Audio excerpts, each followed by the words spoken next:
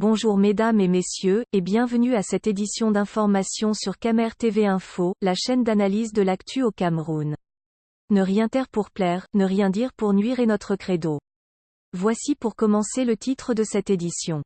Cette vidéo est réalisée à partir d'un post de Kando Walski sur sa page Facebook intitulé « Maurice Kamto, Penda et Coca, Albert Zongang ont travaillé pour Biya ». Mais avant de détailler l'intégralité de son contenu, veuillez prendre 3 secondes pour vous abonner à nos pages Facebook Camer TV Info ou sur YouTube Camer TV Info. Un like pour une souscription à nos médias pour ne rater aucune de nos futures publications est fortement conseillé. Voici la teneur du post dans son intégralité. Maurice Kamto, Penda et Coca, Albert Zongang ont travaillé pour Biya. Cette déclaration est le seul argument du RDPC pour tenter de casser la renaissance depuis 2012 mais encore plus depuis 2018 dans le cœur des Camerounais. On présente ce trio comme d'anciens collaborateurs de Biya.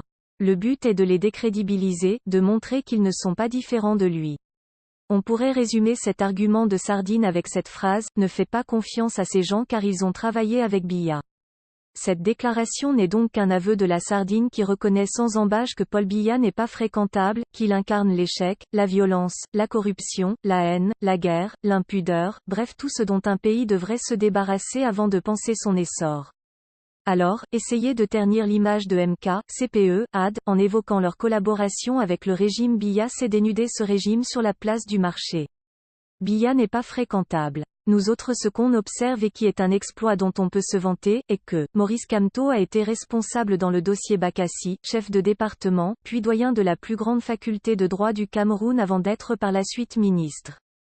Quand il a démissionné de son poste pour entrer en politique vous avez fouillé dans sa gestion depuis l'affaire Bakassi jusqu'au ministère vous n'avez pas trouvé un seul trou. Penda et Coca a été responsable de projets à la SNI puis conseiller économique de Biya mais lorsqu'il a démissionné vous avez fouillé dans sa gestion vous n'avez rien trouvé. Albert Zongang a été député-maire, responsable influent du RDPC, quand il a rejoint Maurice Kamto après avoir quitté le RDPC depuis 15 ans, vous avez essayé de le clouer en fouillant dans sa gestion mais vous n'avez rien trouvé. Voilà un exploit. J'allais même dire une épopée. Combien d'anciens collaborateurs de Biya sont en liberté après avoir démissionné de leur poste? Vous en connaissez? Parmi ces gros bavards il y en a qui voudraient bien se libérer de ce système dont ils sont plus otages qu'autre chose. Mais qui va s'y risquer? Il n'en sortirait que pour entrer en prison. Travailler avec Biya avant de devenir son pire cauchemar le lendemain c'est légendaire, excusez du peu.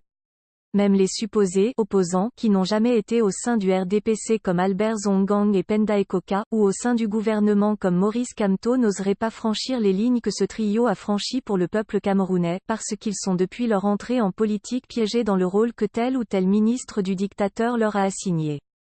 Le régime Biya est une pourriture c'est vrai, mais c'est en partie parce qu'il a refusé d'écouter Christian Penda et Coca et parce qu'il a balayé du revers de la main les réformes proposées par Maurice Kamto et son équipe du temps qu'il était ministre. Donc il faut respecter ce trio et le soutenir. Ils sont entrés en politique parce qu'ils avaient quelque chose à apporter à leur pays, pas à prendre. D'ailleurs que pouvaient-ils envier à leurs différentes positions qu'ils n'eurent pas déjà?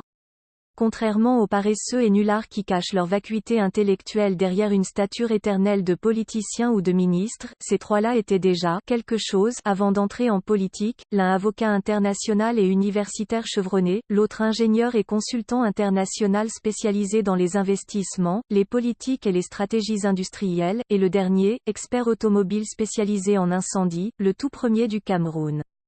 Ils n'ont pas dû porter sur leur tête les sacs de manioc de la mère de Biya et cultiver ses champs pour avoir la grâce d'être ministre comme certains au sein du gouvernement.